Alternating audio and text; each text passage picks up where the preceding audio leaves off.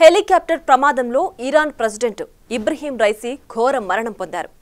ప్రపంచ దేశాలు దిగ్భ్రాంతిని వ్యక్తం చేసిన ఈ ప్రమాదంపై ఇప్పుడు పలు అనుమానాలు వ్యక్తమవుతున్నాయి.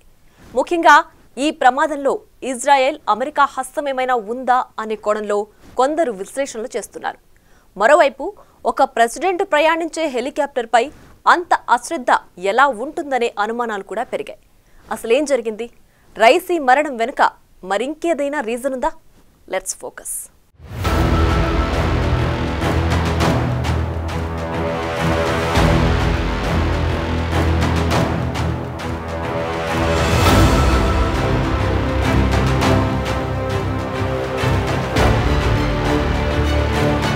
ఇటీవల ఇరాన్, ఇజ్రాయెల్ మధ్య ఏర్పడిన ఉద్రిక్తతల నేపథ్యంలో ఇరాన్లో కూడా యుద్ధం తప్పదేమో అనుకున్నారు. కానీ ఇరాన్ ప్రెసిడెంట్ ఇబ్రహీం రైసీ చనిపోతారనే ఊహ కూడా ఎవ్వరికీ రాలేదు. అంతెందుకు, ఇరాన్ ప్రెసిడెంట్ చనిపోయారని అధికారికంగా కన్ఫర్మ్ చేసిన తరువాత కూడా ఇరాన్లో కొందరు ప్రజలు తమ అధ్యక్షుడు బతికి రావాలని ప్రార్థనలు చేస్తున్నారు. 1988లో వేలాది మంది సామూహిక మరణ శిక్షలను పర్యవేక్షించడంలో సహాయం చేసిన దేశ అత్యున్నత నాయకుడికి ఆశ్రితుడిగా ఇరాన్ ప్రెసిడెంట్ ఇబ్రహీం రైసీ ఉన్నారు. అత్యంత కఠినమైన సాంప్రదాయవాదిగా రైసీకి పేరుంది.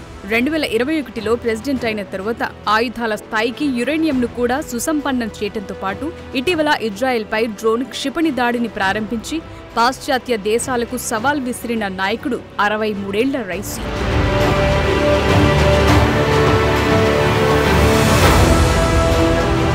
ఏది ఏమైనప్పటికీ ఇరాన్ అధ్యక్షుడు ఇబ్రహీం రైసీ హెలికాప్టర్ ప్రమాదంలో దుర్మరణం చెందారు. అయితే ఈ హెలికాప్టర్లో ఇబ్రహీం రైసీతో సహా 9 మంది మృతి చెందారు. ఆ దేశ విదేశాంగ మంత్రి హోసిన్ అమీర్ అబ్దుల్లాహియాన్ కూడా అందులో ఉన్నట్లు ఆ దేశ ప్రభుత్వ మీడియా సంస్థ తెలిపింది. వారు ప్రయాణిస్తున్న హెలికాప్టర్ మే 19న ప్రమాదానికి గురికాగా ప్రమాదం జరిగినట్టుగా భావిస్తోన్న ప్రదేశాన్ని గుర్తించినప్పటికీ వాతావరణం సహకరించకపోవడంతో అక్కడికి చేరుకోవటానికి చాలా సమయం పట్టింది.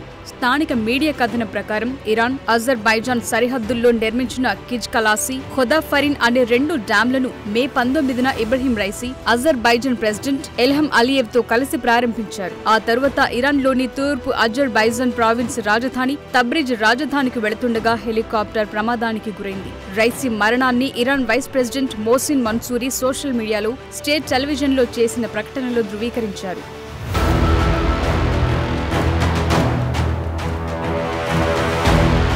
హెలికాప్టర్ ప్రమాదం జరిగిన ప్రాంతం తబ్రిజ్ నగరానికి 50 కిలోమీటర్ల దూరంలో ఉంది. హెలికాప్టర్ ప్రమాదం జరిగినట్లు భావిస్తోన్న ప్రాంతానికి సహాయ బృందాలు వెళ్లేందుకు వాతావరణం అనుకూలించకపోవడంతో తొలుత రెస్క్యూ ఆపరేషన్లో ఇబ్బందులు ఎదురయ్యాయి. హెలికాప్టర్లో రైసీతో పాటు ఇరాన్ విదేశాంగ మంత్రి Hossein Amir Abdollahian, East Azerbaijan province governor, Tabriz province ఇమాంలు కూడా ఉన్నట్లు సమాచారం. అయితే బయలుదేరిన అరగంటకే హెలికాప్టర్ వాతావరణం అనుకూలించక అటవీ ప్రాంతంలో కూలిపోయింది. సమాచారం అందిన వెంటనే ఇరాన్ రెస్క్యూ టీం హెలికాప్టర్ కూలిన ప్రదేశానికి వెళ్లింది. మే 19 నుంచి రైసీ కోసం దట్టమైన అటవీ ప్రాంతంలో ముమ్మర గాలింపు చేపట్టారు. దాదాపు 15 గంటలు రెస్క్యూ ఆపరేషన్ నిర్వహించారు. అక్కడ ఎవ్వరూ బతికి లేరని, హెలికాప్టర్ పూర్తిగా కాలిపోయిందనే నిర్ధారణకొచ్చారు. హెలికాప్టర్ కూలిన ఫోటోలను కూడా విడుదల చేశారు. అయితే విమానం కూలిపోవటానికి గల కారణాలపై అధికారిక సమాచారం లేనప్పటికీ విమానం పర్వత శిఖరంపైకి దూసుకెళ్లినట్లు సైట్లో తీసిన ఫోటోల ద్వారా తెలుస్తోందని స్టేట్ టీవీ నివేదించింది.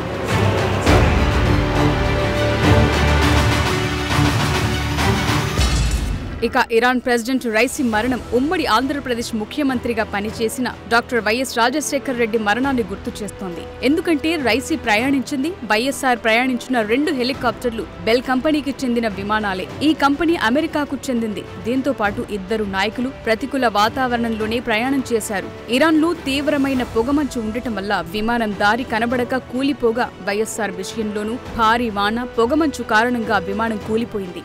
ఇక రెస్క్యూ ఆపరేషన్లో జాప్యం జరగటానికి కూడా దాదాపు ఒకే కారణాలున్నాయి. ప్రమాదం జరిగిన ప్రాంతం ఇరాన్ రాజధాని టెహ్రాన్కు దాదాపు 600 కిలోమీటర్ల దూరం. పర్వతాలతో కూడిన దట్టమైన అటవీ ప్రాంతం. కొద్ది రోజులుగా అక్కడ భారీ వర్షాలు కురుస్తుండటంతో సహాయక చర్యలకు ఆటంకం కలిగింది. దట్టమైన పొగమంచు కారణంగా రెస్క్యూ విమానం సైతం ల్యాండ్ కాలేకపోయింది. ప్రతికూల వాతావరణం వల్ల గగనతల సహాయక చర్యలను నిలిపివేస్తున్నట్లు అధికారులు ప్రకటించారు. సరిగ్గా వైఎస్ఆర్ చనిపోయినప్పుడు కూడా దట్టమైన అడవిలో వర్షం మధ్య ప్రమాద స్థలాన్ని గుర్తించడం లేటయింది. దాదాపు 25 గంటల పాటు వెతికిన తరువాత వైఎస్ఆర్ ప్రమాద స్థలాన్ని చేరుకున్నారు. ఇక రాజకీయ కోణంలో కూడా ఇరు నేతల మరణాలు పలు అనుమానాలకు తావిచ్చాయి. ఇలా చాలా అంశాల్లో ఈ రెండు మరణాలకు పోలిక కనిపిస్తోంది.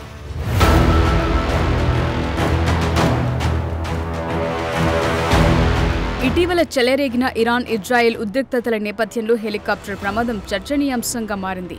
రైసీ 2021లో ఇరాన్ అధ్యక్షుడిగా ఎన్నికయ్యారు. అధికారం చేపట్టినప్పటి నుండి నైతిక చట్టాలను కఠినతరం చేయాలని ఆదేశించారు. ప్రభుత్వ వ్యతిరేక నిరసనలపై రక్తపాతంతో కూడిన అణచివేతను అమలు చేశారు. అలాగే ప్రపంచంలో శక్తివంతమైన దేశాలతో అణు చర్చలలో బలంగా ముందడుగు వేశారు. ఇక ఇరాన్ విదేశాంగ విధానం ఇరాన్ అణు కార్యక్రమంపై తుది నిర్ణయం తీసుకునే అంతిమ అధికారాన్ని కలిగి ఉన్న Iran supreme leader Ayatollah Ali ఖమేనీకి అత్యంత సన్నిహితుడిగా రైసీ కఠినమైన నిర్ణయాలు తీసుకున్నారు. రైసీ రాజకీయ సిద్ధాంతాలను అతివాద ఇస్లామిక్ వాదంగా పరిగణిస్తారు.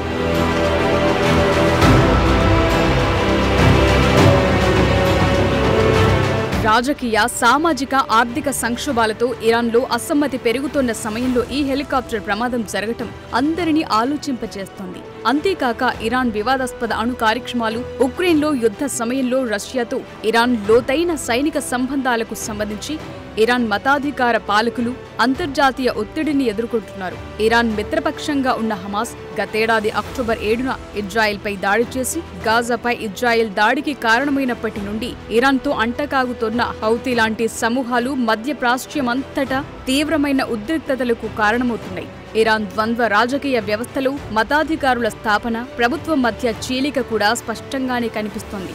ఇక 1989 నుండి ఇరాన్లో సుప్రీం నాయకుడు 85 ఏళ్ల అయతుల్లా అలీ ఖమేనీ ప్రస్తుతం అన్ని ప్రధాన విధానాలపై నిర్ణయాధికారాన్ని కలిగి ఉన్నారు. కొన్నేళ్లుగా రైసీ ప్రధాన విధానాలను ఆమోదించిన ఖమేనీకి ఇప్పుడు రైసీ బలమైన పోటీదారుగా ఉన్నారని చాలా మంది విశ్లేషకులు చెప్తున్నారు.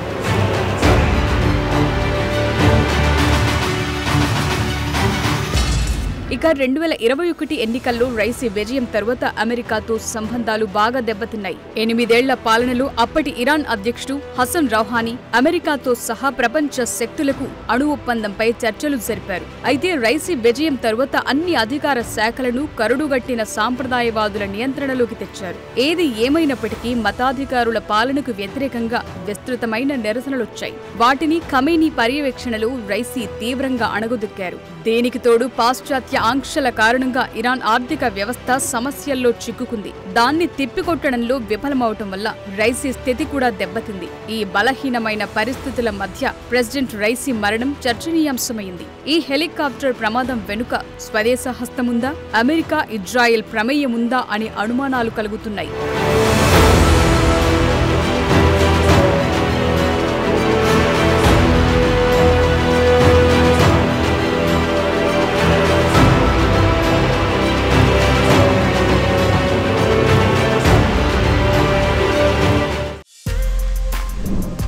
For more videos like this, subscribe Big TV channel.